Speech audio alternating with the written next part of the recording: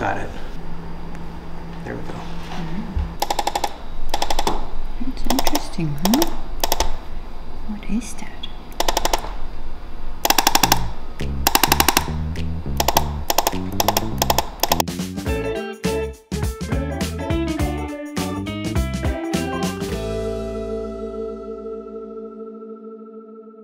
Okay, so I have Michele here today. Thank you for being here. Well, thanks for seeing us.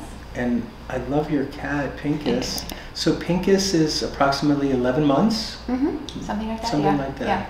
Yeah. And do you know her breed or close to it? No, do people guess? No, she's a Bushwick street cat. She came from a backyard. From Bushwick? Yes. Bushwick, yeah. Brooklyn. Yeah. Let's see, and then what happened about now 5 weeks ago? Mm-hmm. Yeah. She stopped moving well. Yeah, right? we're not sure exactly what happened. She was fine, and then one evening I realized that I hadn't seen her much all day, so I went looking for her, and she wasn't on the bed, and she was like, okay, looked a little tired, and then she wouldn't come for dinner, so I got her for dinner, and she took a few steps and then laid down, and like, okay, didn't think too much of it either, but then I kept watching her, and she just wouldn't move much. And the same next day, and then I thought, I definitely knew something was wrong, because she would go take a few steps and then lie down. Like, she wouldn't walk more than 1 or 2 feet, and then she had to lie down, and then she would lie down for a long time. Yeah. So moving was really tough for her. Yeah. Those are some of the first things an owner will see is something's different, a pattern change, where she's only 11 months old, so you're used to seeing her playing and jumping on your lap, and now she's isolated. She was on the bed. She didn't join in once dinner time. Yeah. She's not playing with your other cats or the same way. It would be obvious to you, but I still get the question a lot, which is, how do you know if an animal does need to be adjusted? And usually the owner just tells me, because they know, like the owner knows something's different. Yeah. And you take the cat to the vet, and maybe the vet says it could be coming from the spine. Right. So they rule out, they do the blood work, they do everything, which you guys did, right? You went to the emergency vet plus your regular vet. Yeah. And you want to check out all the different viruses and infections and masses. So you could have a tumor on the spine, you could have all sorts of bad things happen, but they didn't find that. No. And then they gave you some medication, and that's helped to a certain extent, right? Yeah, she got some anti-inflammatory for a few days. But she was throwing up one of them. Yeah, well, she was not really... Or spitting it out. Yeah, she was not really good about taking it. I had to like figure out how I can mask it so she would eat it.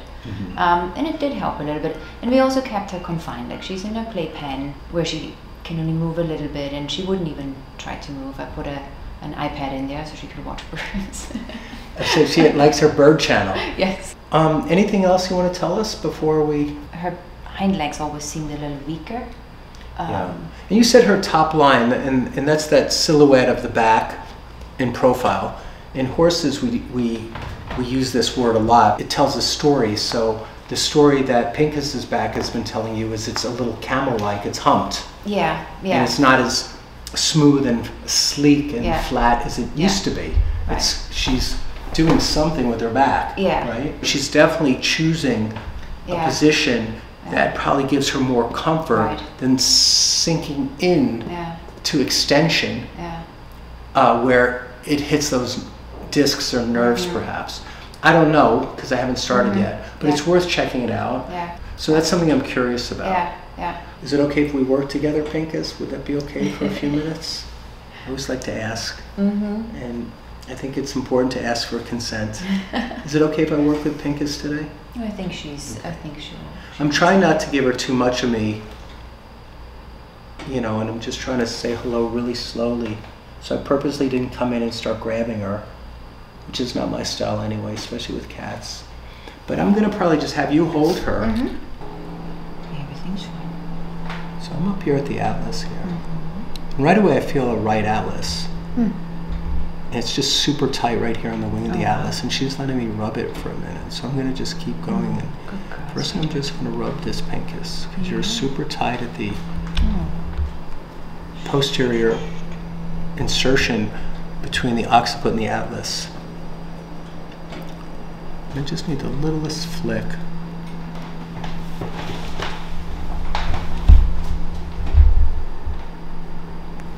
There we go. Take a breath. Feel better? Okay, so there was a right superior atlas. The wing or transverse process of the right atlas was tilted up against the occiput, and that could happen from a fall. So let's say she fell or jumped down from something, and you can get like a little bit of a whiplash. We also see that in show horses that are jumping horses, because they go over those huge fences, and then they can land and whiplash their neck. Wow. And that can affect the whole spine. Let me recheck what we just did. Yeah, so the spacing's better in here now. And this is an area you can massage on her too. And she kind of likes this area. And this area is the withers, T3 through T8. A cat has 7 bones in their neck. Dogs and cats have the same, 7 in the neck, 13, and then 7.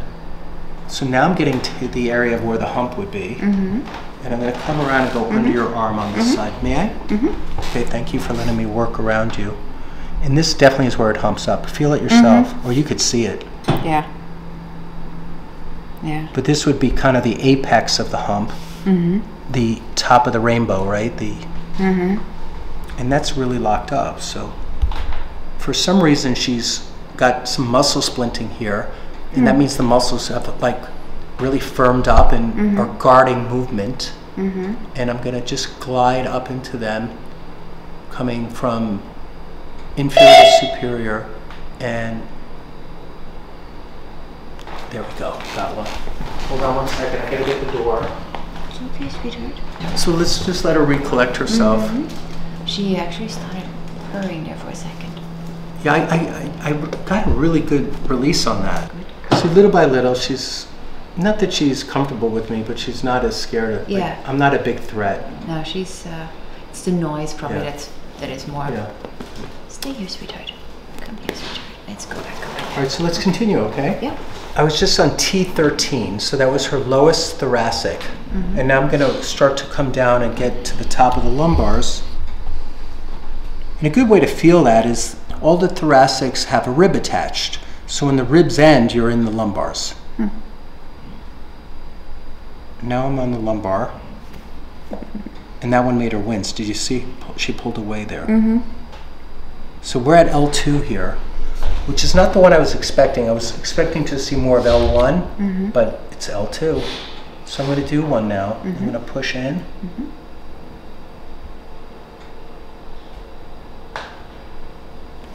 Got it. What do you think? We'll just give her a little chance to feel that. Yeah, okay. Is she purring a little bit or not yet? No, she's not purring good. She's also not trying to get away. Okay.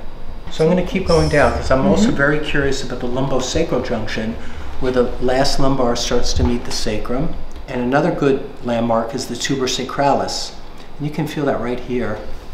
So this little bump, and there's 2 of them, but that's the left one. So in between now is the sacrum, and then you'll feel another bump right there. And those bumps are good landmarks. They're on the ilium, and they're where, well, cats and dogs and horses can even get sciatica. Really? Yeah. Oh, she just started purring. So now I'm bouncing through, kind of springing the joint just a little bit, looking for the one that's not moving well. And L7 is not moving well. So I'm going to again adjust that one. Got it. I'm also going to back it up with a little bit of a percussive instrument. I'll show it to you first.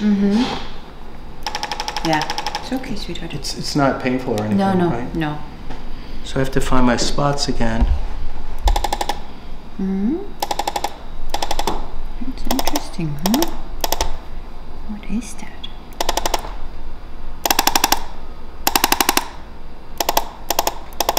I'm just coming all the way through the lumbars and following up into the thoracics, and I'm just going to stimulate this whole area now. And I do want to get a little bit more up here. One more, baby. She seems surprisingly calm, actually. Now I'm on the tail. I just want to see if the tail is moving well.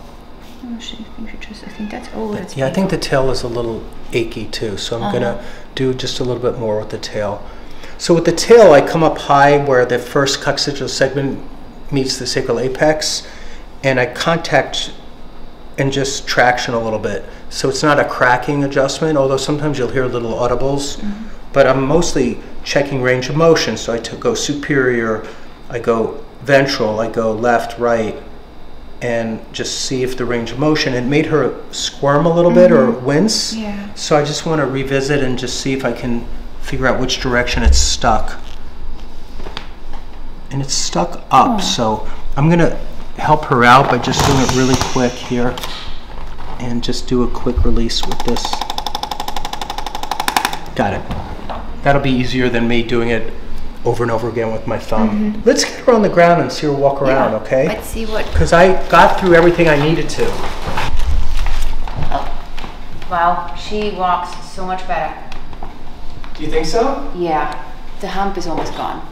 And what did you see different? Tell us one more time. I mean, she had her hump on her back is gone. She's like, her spine's almost flat now. It's amazing. Okay, good. So so you said the hump is gone. Yeah. The back flattened out in a healthy top line posture. Yeah. She started walking around. Yeah. Was she walking better? Much better and faster. So good. Yeah, that's great. I'm very happy. I'm very happy about it. Thank you so much. Thank you. Thank you so much. And it's stuck up, so I'm gonna help her out by just doing it really quick here and just do a quick release with this.